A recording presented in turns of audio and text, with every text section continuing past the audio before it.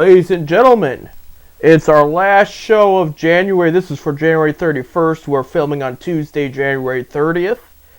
And this is 10 Cent Beer Night, the official sports show of FifthDimensionRadio.com. Every Wednesday, 7:30 to 8:30 p.m. Eastern Time on Facebook video. And are we officially on YouTube? We are on YouTube. We are on YouTube. Okay. I'm Seth. I'm Bob.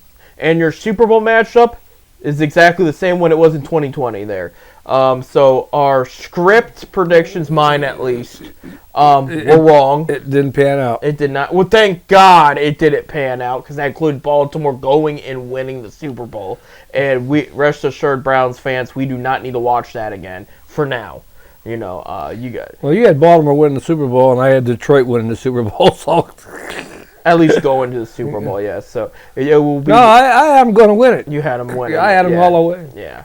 San Francisco 49ers and Kansas City Chiefs will be your matchup there. Bob, did you watch any of the games there? I watched some of it. Yeah. I did watch the Kansas City game. Right. Good game. Good play by Kansas City. Good plays, I should say. It was more than one. But overall, just a great, productive football on their end. And just upset that Baltimore crowd. Always gave us a little tickle. I'll tell you what got me was Kelsey's first touchdown. When they showed the booth. Oh, you know they were going to do that. I knew it was going to do it. I mean, they're saying she's accumulated $328 million for the NFL just being there. So, you know, and I know people are like, oh, was it rigged for her? It's like, let's be, we have talked about all year about the situations of the script, and none of them panned out to be what it is right now. So I do think there's fishy stuff going on in the NFL all the time. Me and Bob, you know, we've talked about this before. I think, though, in certain situations, stuff happens. In certain situations, it's not like what a lot of people on the internet think it is. I know I fell for it. I did admit I thought that. I know her record sales are up, or music sales, or whatever you call them now. I mean, they're always going up. She's the hot topic right now. Even if she wasn't dating Travis Kelce, it'd still be that same way. But yeah, the NFL has banked with her being there, and they have come out and said there is a flight plan, because she's supposed to be in Tokyo the day before the Super Bowl performing, and they do have a flight plan for her to make it to Kansas City and then to Vegas for the Super Bowl. So she could. So she's got to be there. I want to see her up in the booth. I want to see. You know, they show her more than anybody else. Right. Well, so you're going to have Pat Mahomes and Travis Kelce, and, you know, we'll make our Super Bowl predictions next week, but I'm just overviewing it right now. This is this group's fourth Super Bowl they've been a part of. You know, they've won two. They beat the 49ers the first time. They beat the Eagles last year. They lost to Tom Brady and the Buccaneers in 2021 there. But this is a group that is playing very, very well and just showing that they belong there. And then the question's going to be, and something I was telling producer Bob before we got on air today, there's rumors, it's not for sure, we're not going to know until after the game, but there's rumors that Andy Reid had planned to call it quits after this year. And that the Chiefs are evaluating ideas to replace him when he officially tells them. You know, so they're playing with some ideas in their head about who it could be. But it's unofficial. This is, you know, but there's legitimate sources suggesting Kansas City does have a small list of people they might want to contact should Andy Reid hang it up. And, you know, if he wins it all and he hangs up, it's completely understandable. It's been a great ride for him. I mean, one of the most successful head coaches in the game. And, yeah. And he makes good money doing the commercials. Yeah. He's in a lot of commercials. Well, it'll be interesting, too, if he does hang it up, he's going to not be in those commercials anymore. And, you know, he's always kind of funny in those commercials. So, like, I get tired of seeing the other two, but he's, you know, just your goofy, fat NFL coach, you know. Well, I know he's in a food commercial because he's sitting there. Can I have your fries? No, that's a State Farm one. Oh, that's State Farm? Okay. Farm. Yeah, it's all State Farm, except for, I think, one. Now he's in the one with the Snickers. Yep. The Snickers one, yeah, that's the food one he was in, yeah. But he didn't eat the Snickers. Well, the guy, he's who's the chef? Yeah. On the other side of things, you have the San Francisco 49ers, who, in my opinion, are a better team right now than they were when they played Kansas City in 2020 in the Super Bowl. Brock Purdy having the Tom Brady-like story so far, and this is where it gets critical if he can win this game. If he comes out and wins this game, there's a case to be made. He's the next Tom Brady, But you look at he's got some great offensive weapons on the defensive side of things. That defense is just so tough with the two kids from Ohio State and Nick Bosa and Chase Young, and then you have Warner there at linebacker. They're just a loaded defensive unit. But again, this was also a defensive unit that found a way to lose to P.J. Walker and the Cleveland Browns in week 4. And I know it's different from the Super Bowl, but it's like this is a team that can be beat is what I'm trying to say. And same thing with Kansas City as well. So this is anybody's game. This isn't just one lopside like this one. Like if Baltimore would have been in this position, I would have said Baltimore is going to probably win by at least 10. I would say because it's just got like in the moment that team was always good, and always prepared there. But in this situation, it could go either way. It really could. I think this is going to be a fun Super Bowl there. With all take the Taylor talk out and take the commercialism out of it. This is going to be a good football game. At the end of the day. So we got the red matchup between the Chiefs and the 49ers. So that will be it. I guess they announced the uniforms today, which each one would wear, but I didn't hear that. So. I don't care. Who's the home team? I think 49ers would be technically the home team. They had a better record, and they were the first in the NFC. So they'll probably be wearing the red jerseys. Yeah, I can see that. And Kansas City. See, they're both red and white, too, though. Yeah, that's the only thing. Yeah, but I know San Francisco's a little more San Francisco maroon. usually wear their reddish color jersey at home. So a couple things in the NFL world. Some breaking news today, right before we got there. Ben Johnson, offense coordinator of the Detroit Lions, very high up head coach candidate, was one of the top ones. I should say one of the top, not high up, but he has withdrawn his name from the final two teams that have a head coach opening, which is the Washington Commanders, which right now they're the Commanders. That's going to change in 6 months or so, if not less. There's going to be a new name there. And then the Seattle Seahawks, he has taken his name out, and he wants to be with the Lions next year. And supposedly, I guess he asked for a lot of money with no head coach experience. So some teams were on the fence, but he's really improved the Lions. Right, and he's going to come back to Detroit officially next year. Speaking of offense and fired coaches, Pittsburgh Steelers hired former Atlanta Falcons head coach Arthur Smith as their new offensive coordinator. And this could be looked at a couple different ways. Like Arthur Smith did a solid job in Tennessee, which led to him being head coach of the Atlanta Falcons. However, Atlanta thought they were going to get something similar to when Green Bay hired Matt LaFleur, who was Tennessee's first offensive coordinator under Mike Vrabel. Okay, and so LaFleur leaves for Green Bay, and Smith gets bumped up. Well, after a year or two, Smith gets interviewed. I think it was just 1 year. Smith got interviewed for Atlanta, and they brought him in. Atlanta drafts a top-tier tight end, wide receiver, running back in the first round, 3 different drafts. He didn't utilize any of them correctly, which is partially why he got fired. Now he's in Pittsburgh, and he's going to be covering all the offense. The question is, was this a good hire or not? I guess we'll find out. But same thing is going to be asked about the Browns, because they just finished off their coaching staff over the weekend here. The defensive line coach, of course, from the Houston Texans is Jaquez Caesar. And he was with Lovie Smith last year as defensive line coach. He was retained this year by it's Damar Hale there. He was retained in Houston by Hale, and now he's leaving Houston. He's coming to the Cleveland Browns. He'll be the defensive line coach. And then your new offensive coordinator, former Cleveland Browns quarterback, Ken Dorsey. Right.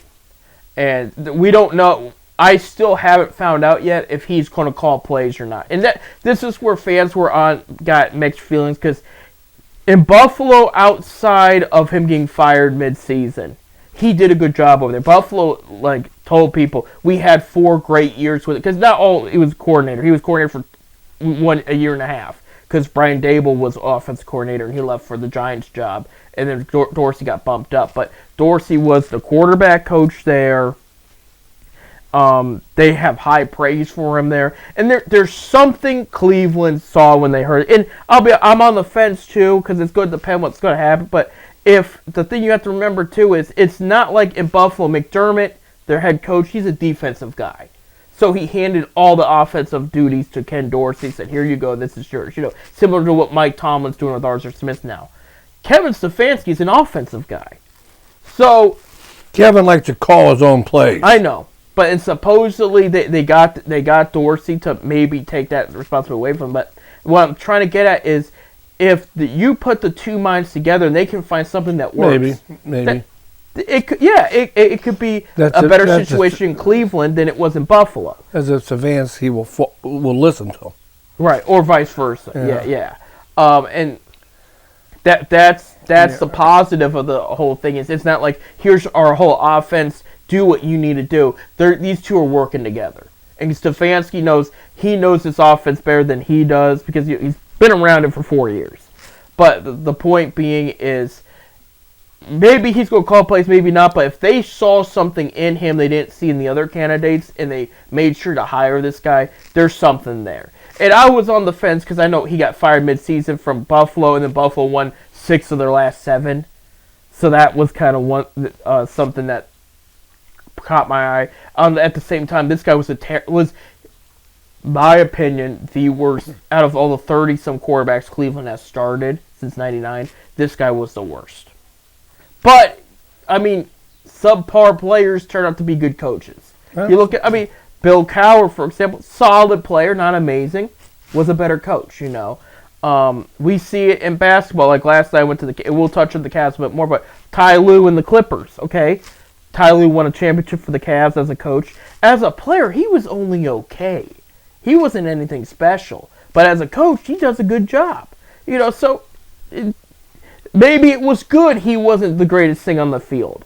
But they see something they like in him and they hired him. Well, so gotta give him a shot. Right, exactly. So the Browns have finished off their coaching staff there. I know we got a new coach in San Diego.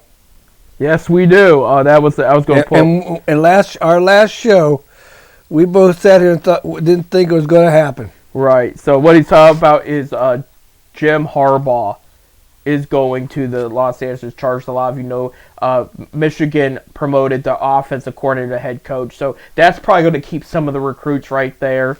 But yeah, Jim Harbaugh is officially a Charger. And he played for the Chargers. But yeah, that's a done deal. Very rich contract there. Did he leave Michigan because of the NCAA going to come down on him? That's what I want to know.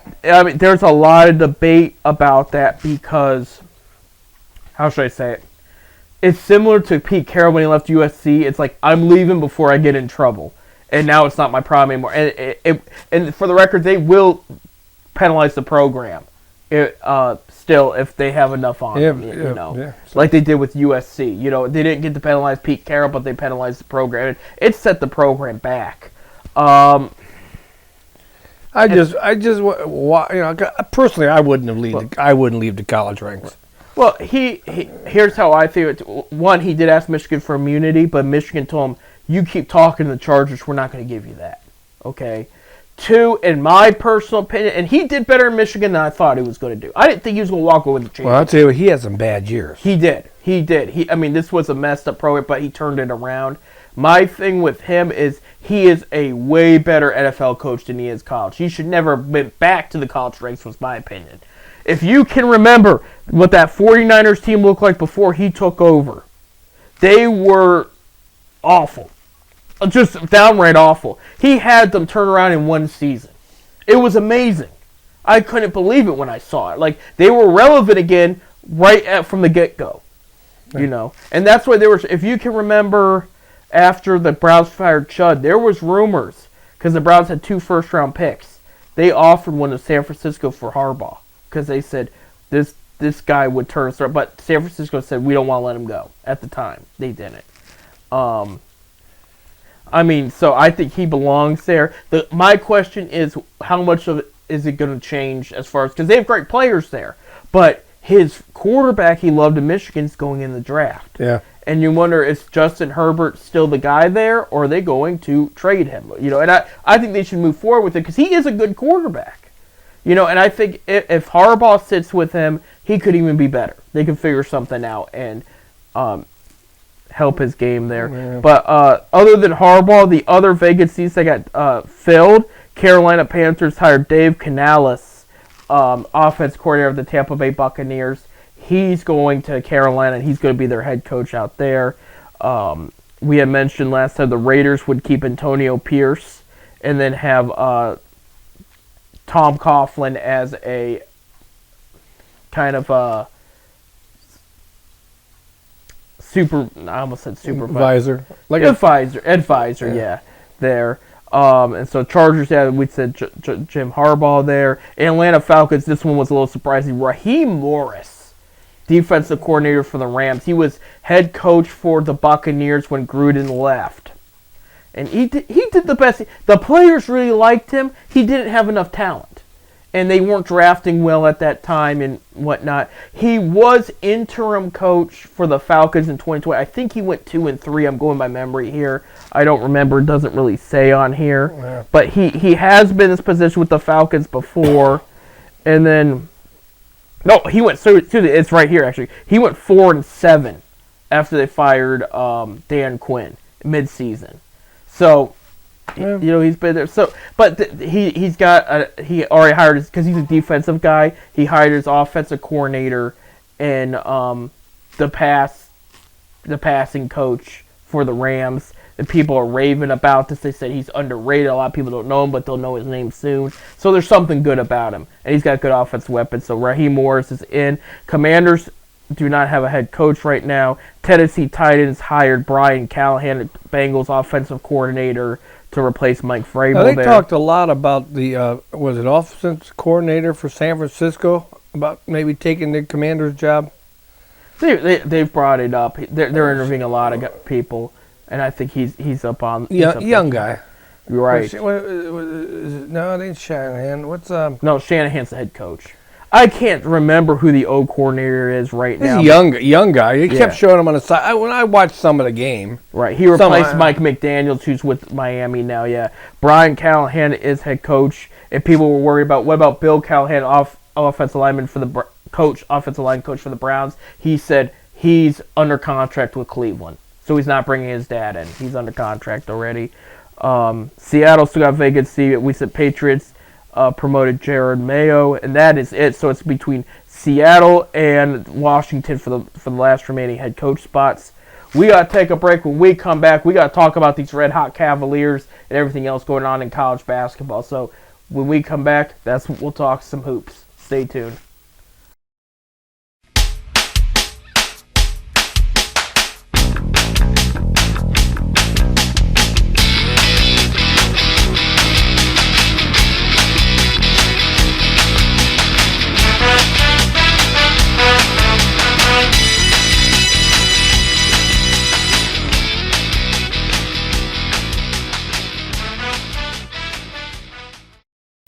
And we're back here on 10 Cent Beer Night. Our last one of January already, Bob. But January went quick. Yeah. Well, that means we're closer to spring training. February 17th. February 17th. Yeah, it's usually the 15th. I had the 15th stuck in my head for a while, but it's the 17th this year. 17th this year. The Reds and the Indians both... Reds and Guardians. You offended so many people just now. They just now... their pitchers and catchers report the 17th. All the rest of the team has to report by the 20th. There you go. But there are some out there already. Right. There's some rookie league players out there already, and we'll get to baseball in a little bit here because we do want to talk about some of the stuff going on. There's actually a lot going on in baseball, which is a great thing. Real quick, we got to talk about our red hot Cleveland Cavaliers, and they're starting to catch the attention of these. Did they win last night? Yes, they did. I turned it off. They were losing. I was there when they were winning. So let's back up to last week. I told you, Bob, if they could go at least 2-1, I'd be happy. They did. They went 2-1 there. They beat the Magic last Monday. Not this past Monday, the one before that, 126-99, a good win there. They lost to the Bucks, 126-116. But that was Wednesday. They turned back Friday when the Bucks just hired Doc Rivers, and Rivers had taken over. And it's funny because, Rivers, when he comes into a loaded situation, it doesn't always work. It's just it's kind of weird. Don't ask. They fired their new coach at 30. What was it? 31-15, 16. He was. They fired him, and then they bring Doc Rivers. And I don't remember why. There is something more than just... You're right. Because you don't fire a guy that's a winner. No. I mean, I don't care. Years ago when the Cavs fired David Blatt, there was enough evidence there to make the move. And Blatt still hasn't got a head coach job since. I mean, he had cancer there. Oh, no, he went over to Israel or something. He went back there, yeah. But he was interviewed for a couple head coach jobs the next few years.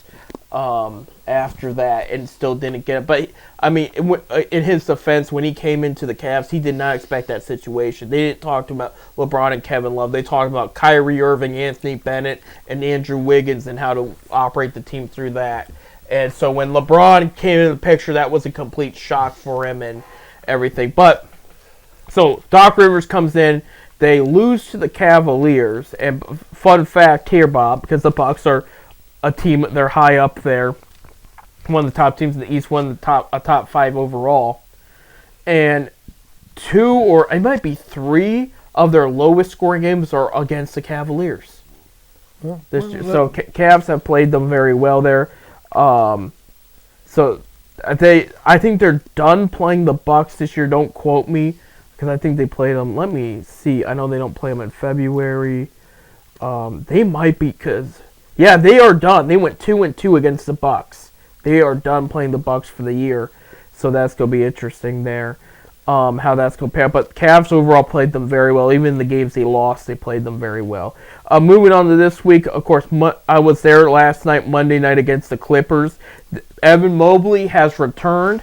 They won 118-108. They played great. They really did. Offensively, a couple missed opportunities, but defensively did not miss a beat.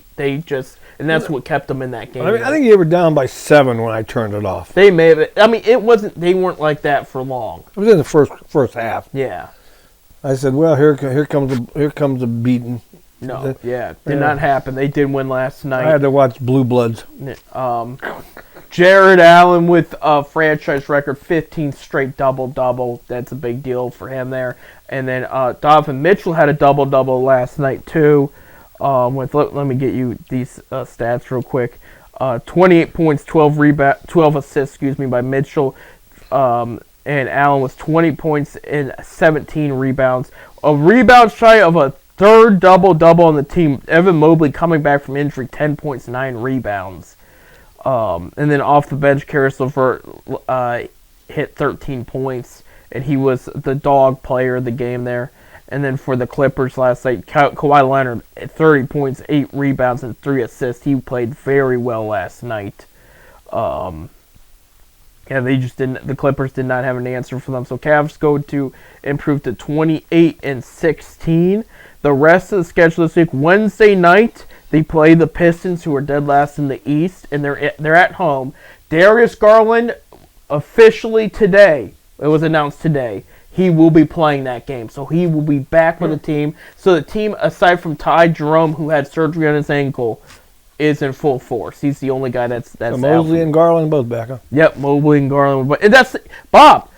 Wednesday night's their last game. They've gone 10-1 in January without Mobley. Okay, so one game they did have Mobley. That was last night. But 10-1. I mean, I've said before, and I'll say it again. People kept talking about Kevin Stefanski and the job he's done here. Even what Tito Francona, with him retired, what he's done. We got to give J.B. Bickerstaff some credit here.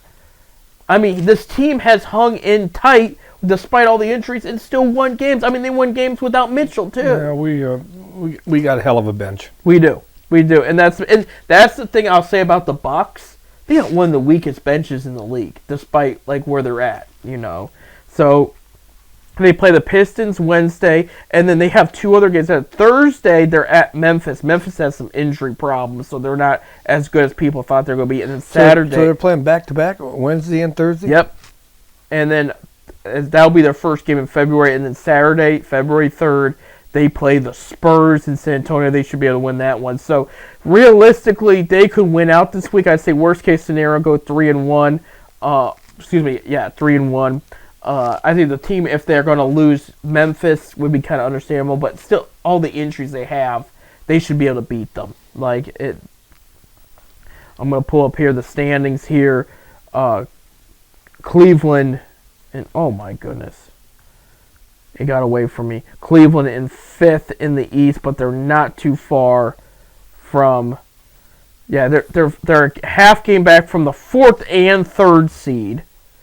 They're 6.5 back from the 1st, and they're about 2.5 games back from Milwaukee's the first. No, Milwaukee's in 2nd. The Celtics are in 1st. Oh, Celtics. Yeah, and Celtics, but yeah, Knicks and Cavs keep flipping between 4th and 5th, and I think Knicks have played one more game than the Cavs have. I think that's why.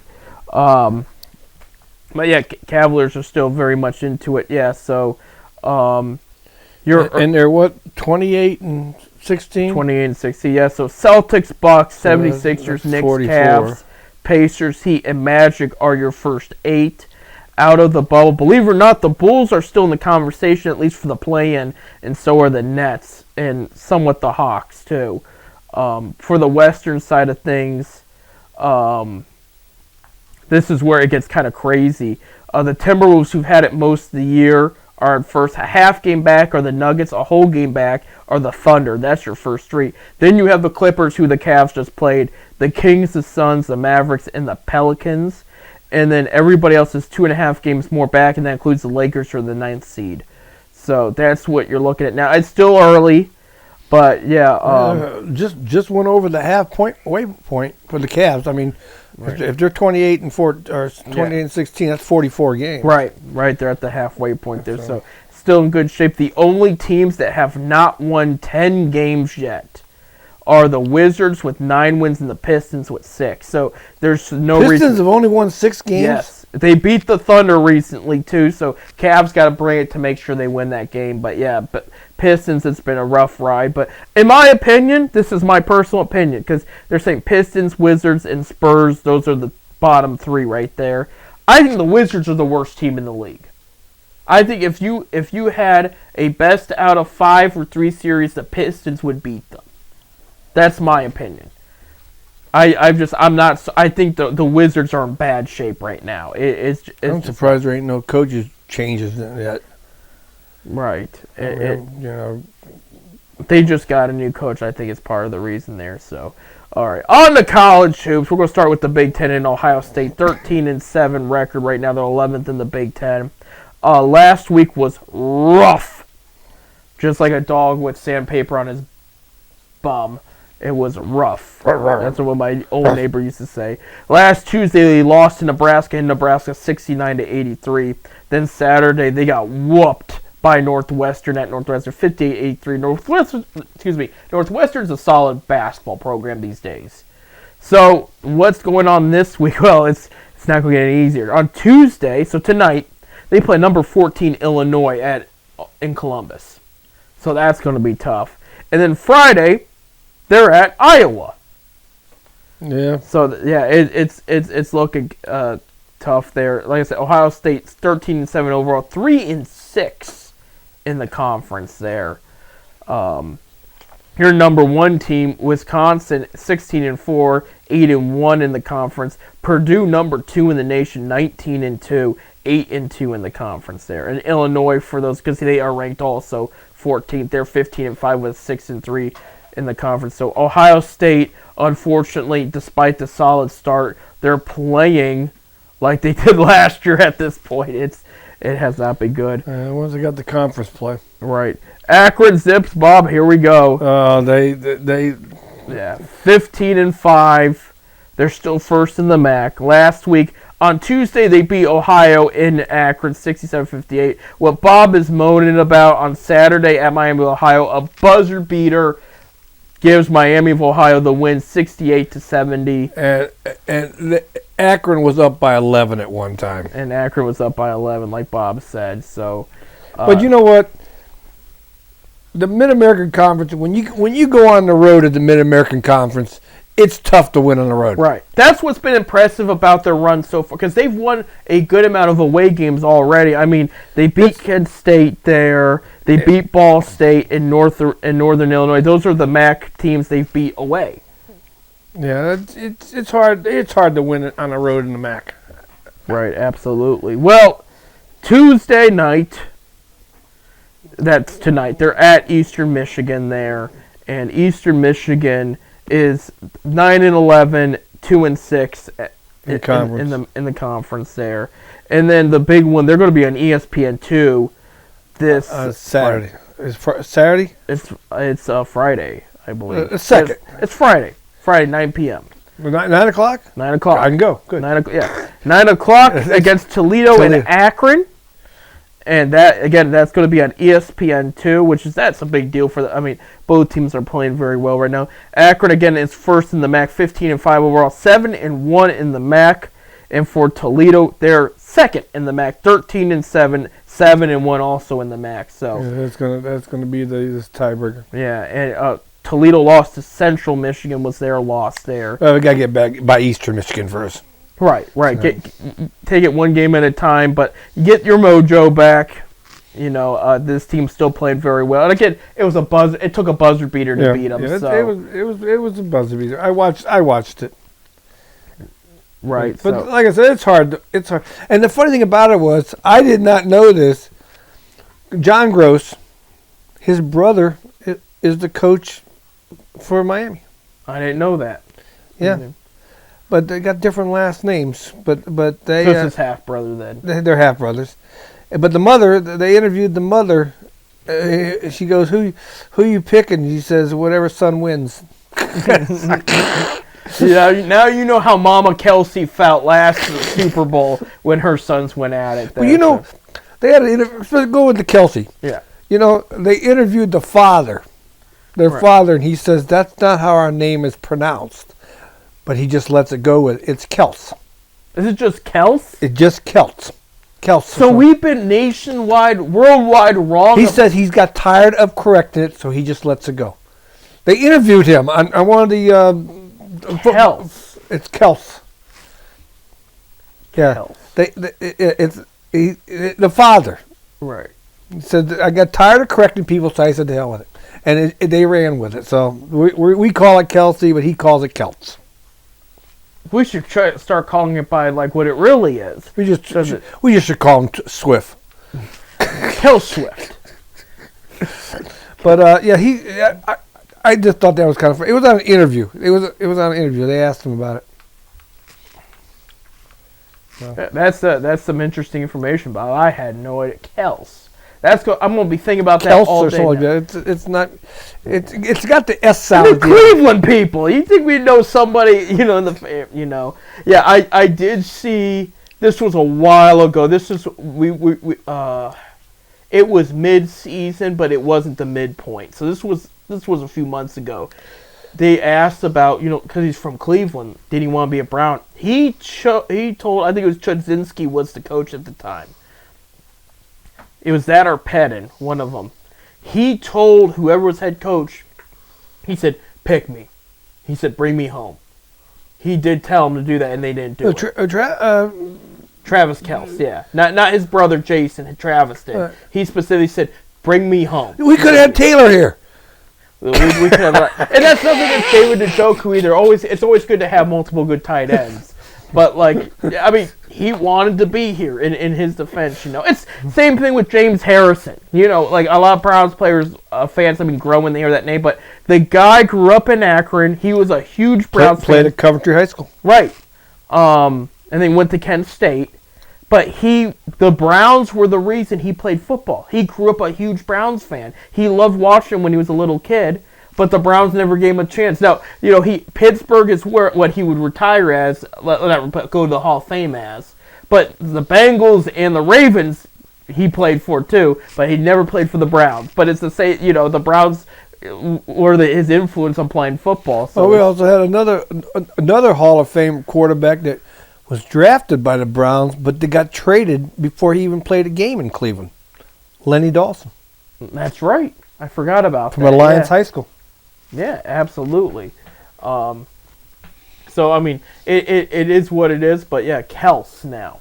We're gonna have to remember that there. Yeah, it's he just.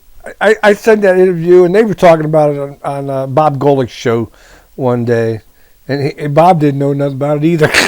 Right. And yeah, again, they're from this region. They're from the Cleveland Heights. Yeah, if you notice Travis when he announces his name in the starting lineup on TV, he doesn't say Cincinnati. That's where he went. He was a Bearcat. He says Cleveland Heights. So. Well, the same way with LeBron. Right. Well, he didn't go to college. But Travis did. Yeah. But he'll never mention Cleveland. He'll never say Cleveland. He'll always say Akron.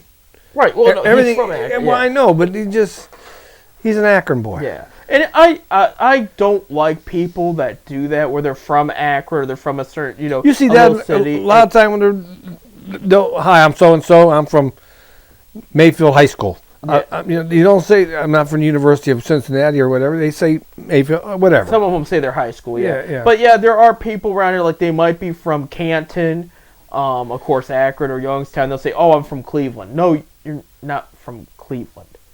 And it annoys people from Cleveland that say, "Oh yeah, what part of Cleveland?" And then they find out you're not even close to Cleveland. Just say where you're from. Well, like I said, if I go somewhere, I'm out of town, somewhere. They'll ask me and say, "Where are you from?" I'll say Akron. And I don't live in Akron, but I'll say Akron because nobody will say people in Pennsylvania. They don't know where Norton, Ohio is. Right. But you did grow up in the Akron area, though, so it's legit. But yeah, I'll say Akron. If people ask where's that at, it's the city south of Cleveland. Then I'll bring Cleveland in the conversation if that comes out of that. All right. Speaking of Cleveland, we gotta take a break. We will be talking about the Cleveland Guardians because they made a reunion move over the weekend. They're getting ready for spring training, and we got some MLB hot stove stuff to talk about. So our first serious spring training talk, Bob. Get ready. When we come back.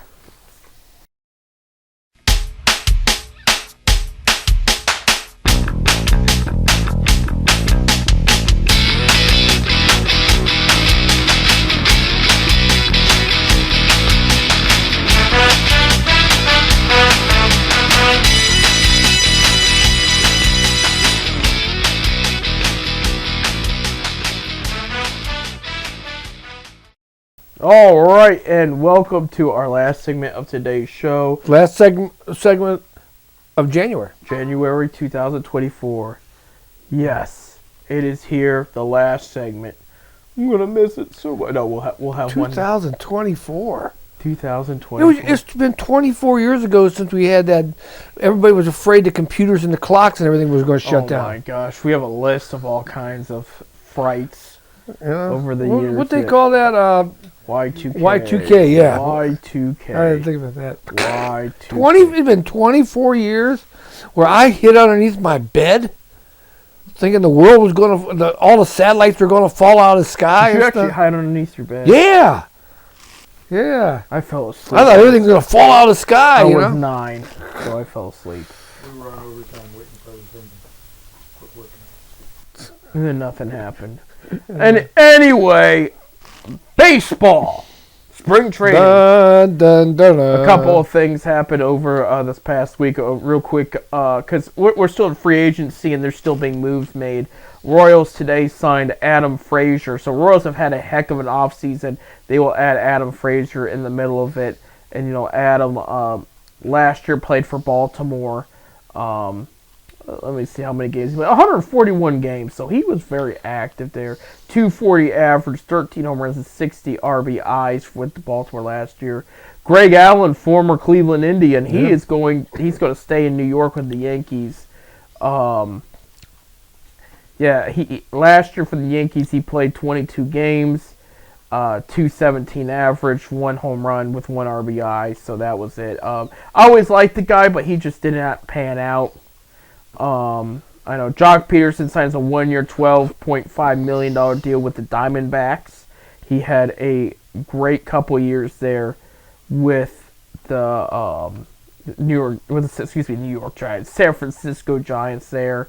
Solid years, I shouldn't say amazing, but enough for the Diamondbacks to pick him up. Blue Jays 5 hours ago signed Justin Turner. So this is a good one for a 1 year. That's a good move. Yeah, that's a good move for them. So he'll be their starter because Matt Chapman has not been signed and nobody's talking to him, I know. See, he hit .276 and 23 home runs and 96 RBIs for Boston last year. He's still got enough left in the tank there. Have we got a hitter yet? No, forget about it. But he's talking about Cleveland there. They did make a move over the weekend, and Carlos Carrasco is back in Cleveland. Cookie's back. Cookie is back, and we were talking about where does he fit. And I told you, Bob, I think he's going to end up in the long relief spot in the bullpen. I think so too. Right now, he couldn't bust in. I mean, with the starters we got with Beaver and McKenzie, and he couldn't bust in right now. Now, I can see him if something happens that we do trade Beaver, which I don't see it happening. No, not at this, but they were done. I can see it at the trade deadline, right? Especially if we're out of it or whatever. But a long reliever, I see that coming out of a bullpen as a long reliever. Right. I do see that. But you know what? He really hasn't done anything since he was traded to the Mets in the Lindor deal. He had a minute there last year, a month or so. They said he pitched. I mean, he only pitched 90 innings. Right. He was hurt. He was hurt a lot, but he had a month and a half, something last year, where he did very well, and then he fell off the wayside again. But this is a guy. He's comfortable here. Of course, this is the first time he's been actually in a Guardians uniform. When he left, it was still the Indians. He was an Indian. Yeah. But actually, I think he was the last starter on the last home game as the Indians, if I'm correct. So that was just kind of cool. But yeah, I mean, he loves it here. He loves the fans. His family loved it here, so he's back.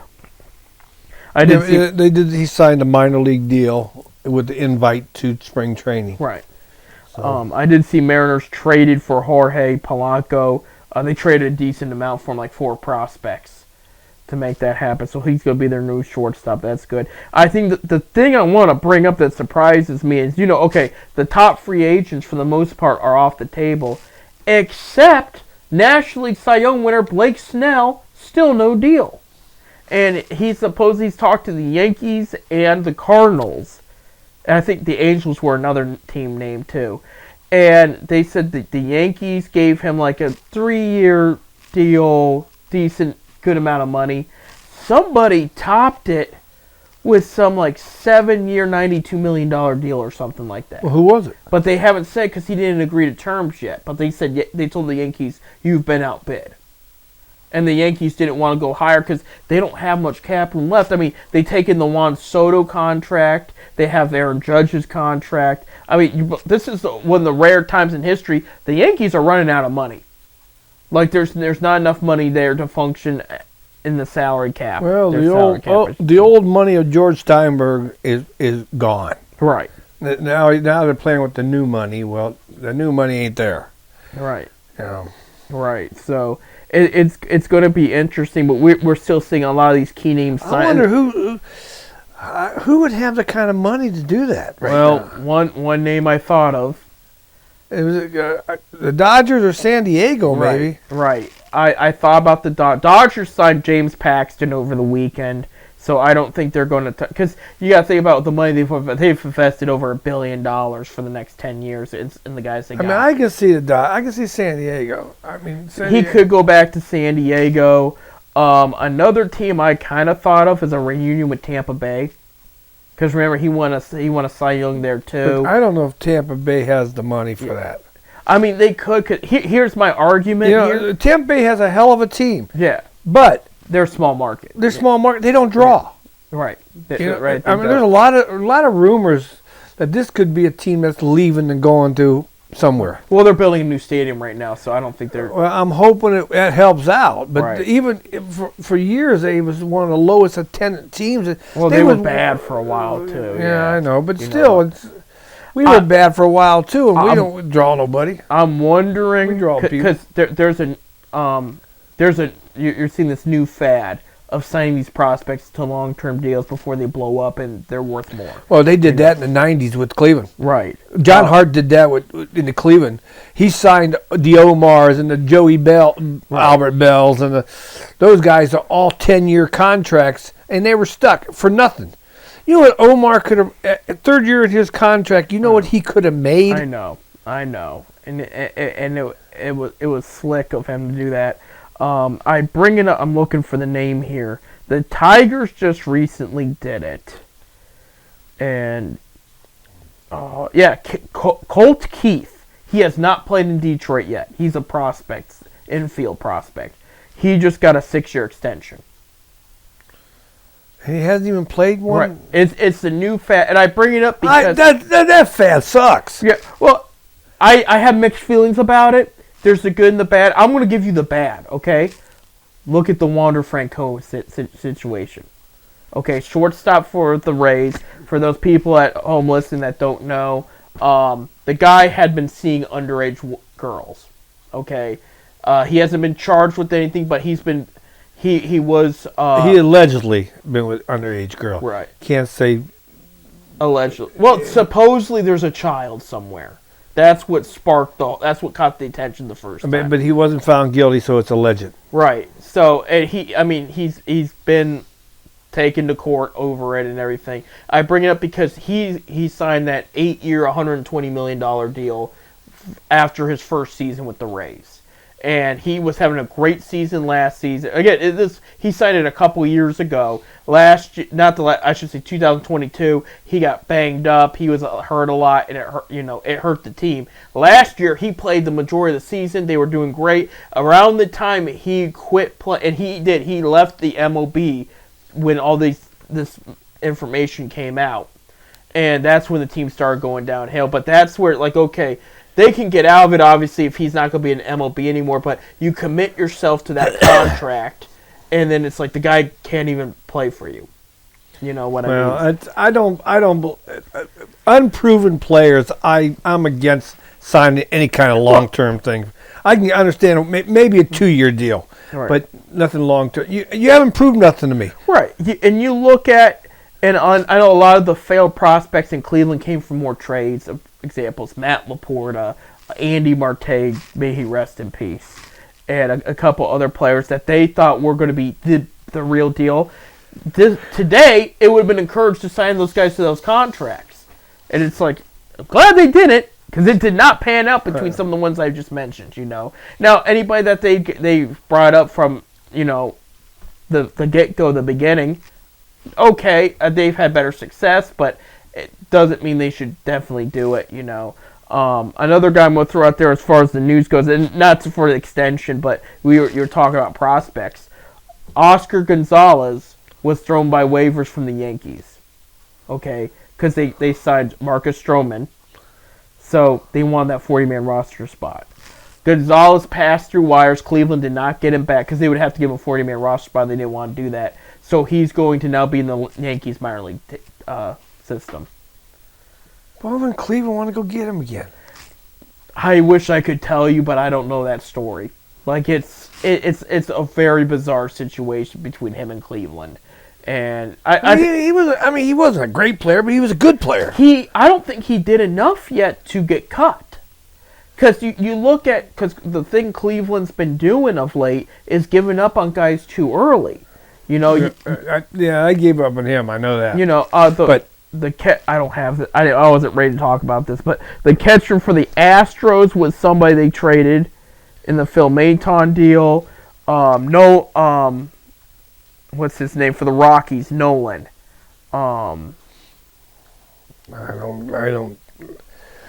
I can't believe the Gonzalez thing. Why would we pass that back up? I'm looking at somebody they up and pulled the plug on. Who we got on a 40-man roster that is better than him? I wish I could tell you. Let me see, Chris Bryant. Nolan Jones, remember him? They gave up on Yeah. him. He almost won Rookie of the Year last year for Colorado. Yeah, I remember. Yeah. And he was a bat they could have really used. Right, so they're giving up on guys too early. He's one of the many examples, and there's a lot. Owen Miller, he didn't play a ton for Milwaukee last year, but he did well with what he did add, and they gave up on him. And this was a while ago, but he's worked out well for Tampa Bay. But Yandy Diaz, he was an all-star last year, one of the better contact bats in the game, and they could use a right-handed contact bat right now. Yeah. I always liked him too. Right. And they traded him for Bowers, Jake Bowers has not done anything yet. But speaking of Bowers, another free agent, Trevor Bauer. And I guess he's in between talks with teams, but nothing set in stone. I'll be curious to see who picks him up. Well, he's going to get picked up. Yeah, Somebody's going to pick him up. And it could be a Yankees getting him on a cheaper deal, and because they need more pitching. He's going to have to go cheap anyway. He's been out 2 years. Yeah. He's. I mean, he played in Japan last year, and it worked out. Well, I don't see who's going to. I mean, I don't. I can see him getting picked up, and I can see a team like maybe Oakland, because they need help. Oakland's just throwing in the white flag already. Yeah, they're moving. See, what I would have done if I was the owner is I would have said, I'm going to roll the dice here. I'm already spending millions on this team. I would have just got some of the biggest free agents. Maybe not Ohtani, but I would have got a couple of them. Like Snell, I would have picked up Snell. I would have said, look, we're just going all in. We're signing a bunch of guys, and we're seeing who's going to support us at the end. And just go all out. Well, you know what? They had good teams in the 70s, and the fans didn't support them then. Right. They never sold out a World Series game. Then they had some great players, Reggie Jackson, Right. Joe Rudy, and the Catfish Hunter. Right. In the 70s, and of course before you was born. Right. But I know about the team, yeah. But Oakland does not support. Hernandez, the stealing base king. Ricky Henderson. Henderson, not Hernandez. Yeah, I was going to say Henderson. Yeah. Yeah, they had some hell of a team, and they gave the big red machines the run for their money. Right, but they couldn't. They couldn't. It's similar to the Marlins, like that big stadium that they were in, and they went to the sad thing World about Series. You got two major league ball clubs in Florida, right?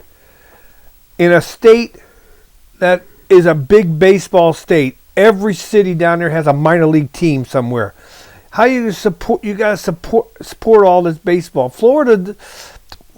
I mean, when I lived in Florida, was stationed in Florida, we had 3 minor league teams in West Palm Beach. We had the Atlanta Braves, the Montreal Expos, and I want to say the Cardinals, but I don't think it was Cardinals. No, it was the Minnesota Twins. We had 3 teams, minor league teams down there, because we didn't have major league, and they were always packed. I mean, who are you going? You support your team. You know, it's hard to support a major league team when you're flooded with another sport. You know, us with the Rubber Ducks here. Right. You know, we go down there and support them because we don't go drive out to Cleveland. Right. But baseball's saturated in Florida. Right. And then you got some of the best baseball college-wise in Florida, which you see some of their stadiums down there. They're minor league stadiums for the college teams. Right. Florida Central plays in probably a 20,000 seat stadium. Right. So it's I guess Major League got a lot of they got a I don't know how you want to say it. I lost my train of thought here. It's just a lot of competition. Got a lot of competition for the dollar down there. Right. They really do. And that's the reason why those teams don't draw. Right. I know Texas is inconsistent because it's a similar situation with, baseball and the college ranks and year long too, because they have all kinds of leagues because you can play that down there. And I know they were talking about for LSU baseball, for example, they sell out the suites for baseball. Like that's normal. Just to say, look at Well, baseball. Which is- Now we go to Arizona. Let's go out to Arizona. For a minute. Arizona, okay. Let's go out to Arizona for a minute. I went out to Arizona. I went to Goodyear Yeah. to watch the Reds spring training one year. And I also went.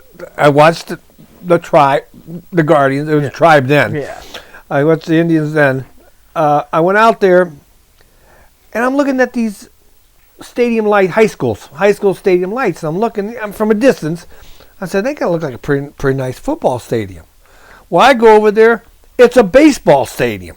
We're talking a stadium Yeah. for high school baseball.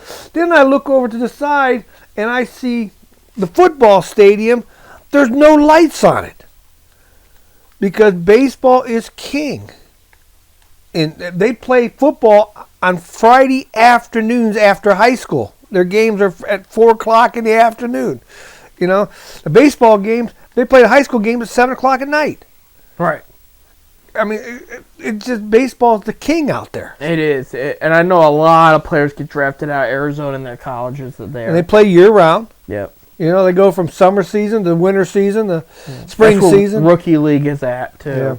And Yeah. but I see Florida, like I said, there's so much going on in Florida and with baseball. I can see that people don't got the money to go see the major league teams. Right. Right. Yeah. It's really tough down there.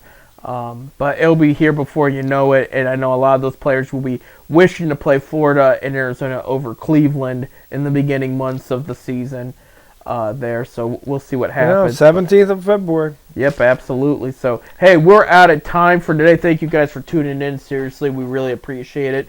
When we come back next week, we're going to make our Super Bowl picks. We're going to elaborate more on the baseball world because we're getting to that point. We're going to be talking baseball every day soon. And then we'll talk about where the Cavs, Zips, and Buckeyes sit after 1 week. NBA All-Stars announced their starters. No Cavaliers. Some of them missed some time, so it was expected. But we did see Akron's own LeBron has made his 20th selection there, so that was a big deal. Other than that, you guys have a good one. We'll see you next week. And without further ado, go Zips! Go Zips!